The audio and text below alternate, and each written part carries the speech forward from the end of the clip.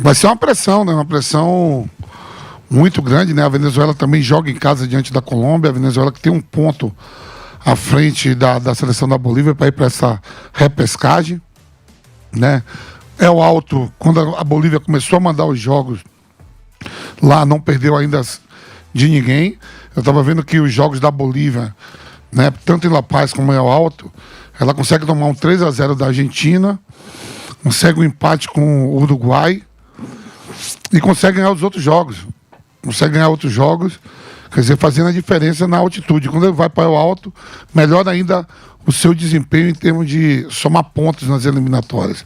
Então, um jogo muito difícil, um jogo sob pressão. Para o Brasil, não, o Brasil já está classificado, mas o clima em torno da população boliviana, do futebol boliviano, todo movido para que consiga um resultado positivo e que a Venezuela tropece contra a Colômbia. Eu acredito que a Venezuela não vai tropeçar contra a Colômbia, né? E a Bolívia vai fazer um jogo duríssimo. Com certeza, boto até a Bolívia como favorito por causa dos 4.000 metros de altitude. Bola rápida, bola parada. E eles, depois que começaram a jogar em alto, eles começaram a somar muito ponto. Não estou falando que a Bolívia vai perder, estou falando que ela é favorita para ganhar o jogo, sim. E acredito que a Venezuela também, contra a Colômbia. A Colômbia já está na Copa, né? A gente viu que o Paraguai foi para a Copa, deu até um dia de feriado. Então não acredito que essas seleções vão com toda a atenção. Mas o futebol venezuelano, que sonha em primeira Copa, né, primeiras eliminatórias, primeiro para ir para uma repescagem, a Bolívia já participou de Copa do Mundo. A Venezuela não. Eu acho que nesse confronto aí, os dois jogos mais importantes, quando você fala de campanha, eu acho que ainda 2002 tem a pior campanha, viu, Tico? Se eu não me engano, viu? Não é essa. Essa pode bater o recorde. Mas eu acho que ainda é 2002 que tem a pior campanha das eliminatórias. E que foi campeão do mundo, né, Vamp? Teve isso, eu participei de quase todos. Eu consegui me perder da Bolívia fora de casa. Eu falo isso direto: Chile, Uruguai, Argentina, Paraguai, Equador. Só ganhou da Venezuela e da seleção peruana e empatou com a Colômbia. Esses 3 jogos, 2 vitórias e um empate, o resto foi tudo derrota. Mas em casa fez a diferença, né? Em casa consegue empatar com o Uruguai e empata com a seleção peruana. O resto ganha de todo mundo. Tô vendo aqui, Vamp, o time de 2002 fez 30 pontos em 18, o atual tem 28 em 17. Se ganhar hoje, faz um a mais, faz 31. É isso. Então, se não ganhar, fica pior. Então fica pior. E pode terminar também, e na colocação também, né? Se a Bolívia ganha, os demais ganham, que tá ali, o Brasil pode terminar na 5ª colocação. Pode. Né? Pode. Pode até cair. É difícil por causa dos... a Colômbia só pode passar. Só o Paraguai não passa. O Paraguai no saldo não pode terminar em quinto se perder o jogo. E se fosse na forma... Se terminar em quinto, se fosse na forma... Iria pra uma repescagem, né? Sim, na fórmula anterior iria pra repescagem. Coisa que não é. Então, tem isso também. Ó, eu tô falando aqui da altitude e a notícia é a seguinte. Ó, a Bolívia ainda não perdeu em El Alto, tá? Nessas eliminatórias, e em virtude do sucesso da Bolívia, a Federação Peruana começa a pensar em jogar na altitude nas próximas eliminatórias. Segundo o jornal La República do Peru, a entidade considera transferir os jogos como mandante para o estádio Inca Garcilaso de La Vega, em Cusco, localizado a 3.400 metros de altitude.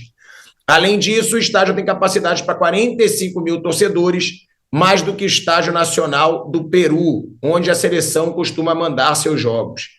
Antes de transferir os jogos para Cusco, a Federação Peruana vai consultar a nova comissão técnica, que assumirá a seleção do país na campanha para a Copa do Mundo de 2030. Caso a mudança seja confirmada, a equipe nacional poderá passar a jogar lá. Nas eliminatórias que estão acontecendo agora, o Peru foi a segunda seleção que menos pontos somou jogando em casa. Bom, em cima disso, eu continuo. É aquilo, né? Eu faria na Bolívia, mas na menor altitude possível, em eliminatórias, tá? Não em Libertadores, porque eliminatórias é muito desigual. Assim, você não classifica para a Copa do Mundo, na minha opinião, as melhores seleções, pô. Porque a Bolívia é uma baba. A seleção da Bolívia é ridícula. Você vê pelos resultados da Bolívia fora de casa. É uma seleção ridícula, que tem muito menos futebol, que muitas seleções que vão ficar atrás dela e que não vão para a Copa. Ela vai por quê? Porque tem altitude. Quando é na Libertadores, tudo bem, faz parte. Cada um tem sua casa, cada um tem sua sede. Agora, para você jogar uma Copa que não é na altitude, você definir os classificados, que eram para ser as melhores seleções, numa altitude de mais de 4.000 metros, é aquilo. Daqui a pouco o Nepal constrói um estádio lá no Monte Everest e não vai ficar fora de nenhuma Copa do Mundo. Pô. Eu não concordo. Sei que é a geografia, sei que é tudo, mas você acaba sendo injusto com seleções que têm times melhores.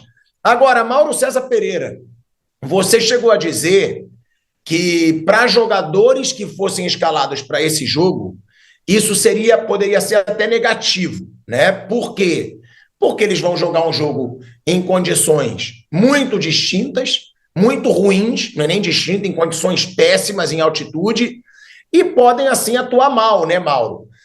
E as notícias dizem que Samuel Lino e Luiz Henrique serão titulares. Para esses caras que raramente foram titulares da seleção, você acha realmente ruim? Ou mesmo na altitude é positivo, porque eles não teriam essa chance em outras condições? A gente nunca sabe como o organismo de cada um vai reagir na altitude, né? Então é possível que um deles, ou dois, ou três jogadores, ou mais, sei lá, tenham até um bom rendimento, né? Isso acontece. E outros vão sofrer mais. Eu acho que não se deve avaliar o desempenho dos atletas em jogos nessas circunstâncias. Vale para o Luiz Henrique, Samuel Lino, qualquer um outro. Acho que se o Ancelotti quiser ver o que eles são capazes, ele tem que analisar em cima de jogos em condições outras.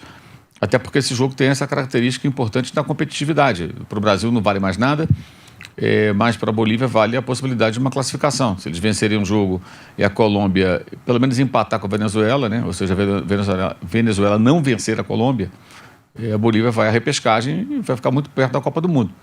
Então, o adversário do Brasil está muito interessado.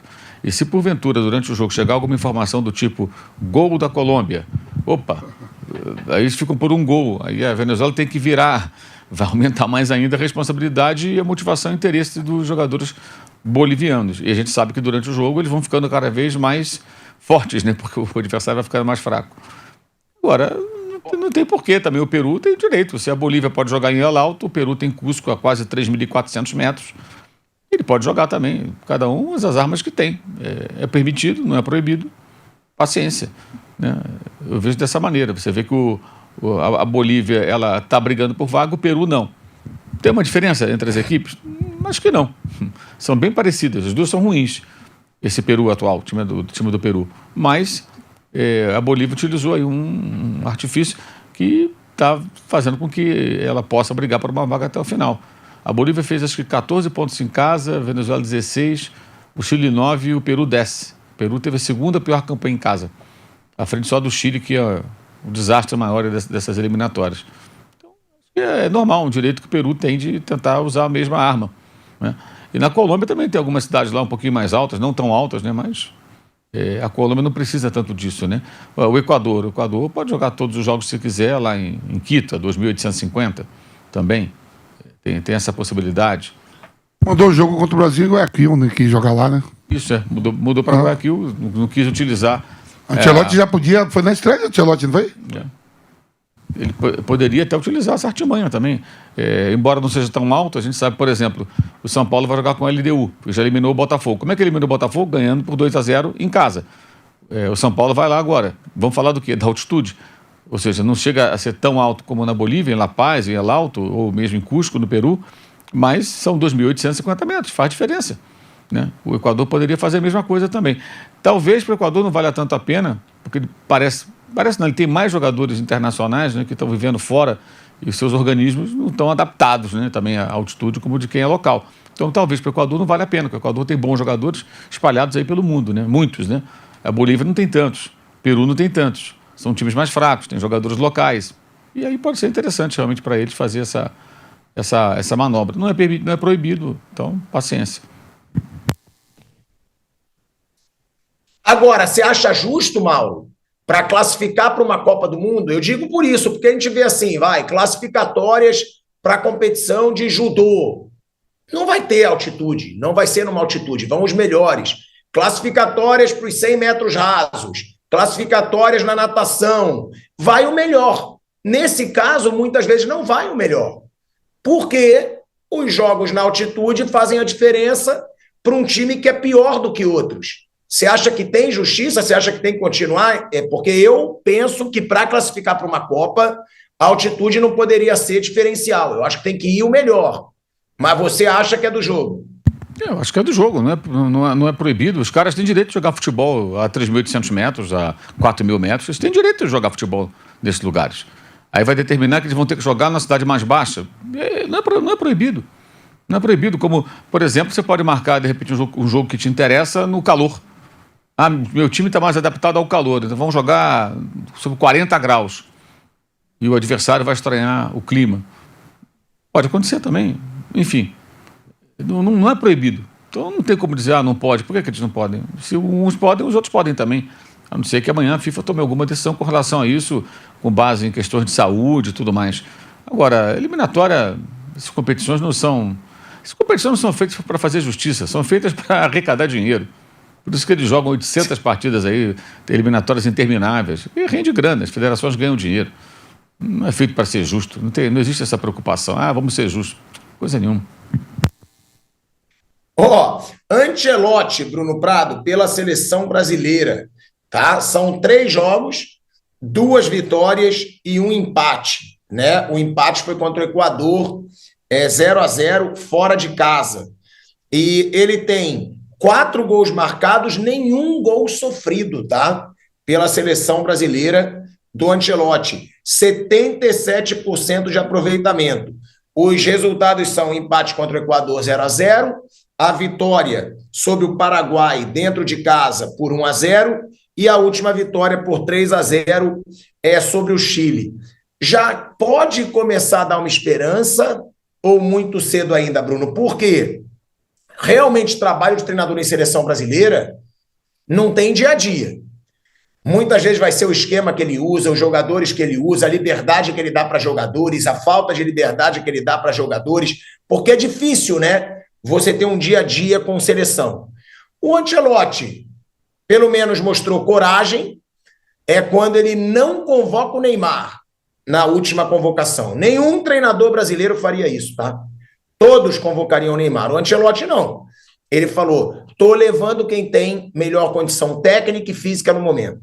O Neymar não foi convocado realmente pelas condições técnicas, que combinam o que ele fez, o que ele está fazendo e a condição física dele. Então, nisso, ele já mostrou, vou convocar os melhores, não vou convocar por nome, coisa que quase todos da seleção brasileira, brasileiros faziam.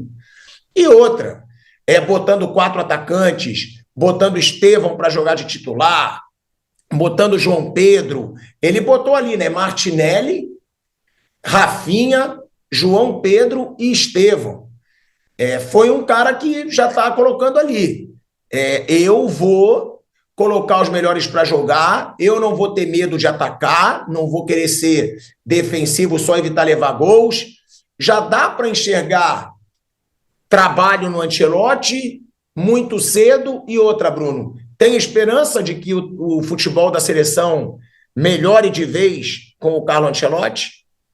Sim, o trabalho dele no final vai ser julgado pelo resultado da Copa do Mundo como de todos os outros, né? Então, no final, a maior parte das críticas ou elogios virão de ganhar ou não a Copa do Mundo, né? Isso aí é muito cultural nosso. Se ele ganhar a Copa, tudo que ele fizer será exaltado, e se ele perder, tudo que ele fizer, inclusive as coisas boas, serão criticadas pela maioria das pessoas. Eu acho que ele vai chegar à Copa com um time competitivo. Ele Ele é um cara muito competente, sem dúvida, é um treinador histórico, é um treinador que organiza bem as suas equipes. Eu não acho que ele vai jogar sempre da mesma maneira, isso é muito característica dele. Hoje mesmo, hoje é um jogo muito atípico, né? Um jogo na altitude de mais de 4.000 metros, é um jogo em que ele vai trocar bastante os seus jogadores, então acho que a questão dele é mais colocar os caras para jogar, mesmo que assim, um teste é meio injusto, né, para os caras como o Samuel Lino, o Fabrício Bruno vai jogar, o Andrei Santos, os caras que estão ainda buscando um espaço na seleção, é meio injusto medir pelo jogo de hoje, né? Mas enfim, o Caio Henrique, o Vitinho, eles terão oportunidades. Então hoje eu acho que o objetivo dele é mais descansar alguns jogadores que já jogaram, dar oportunidade para outros jogarem, mas não acho que ele vai jogar sempre igual, assim. Ele jogou contra o Paraguai, contra o Chile em casa, com um time mais ofensivo. Contra o Equador fora, já foi um time diferente.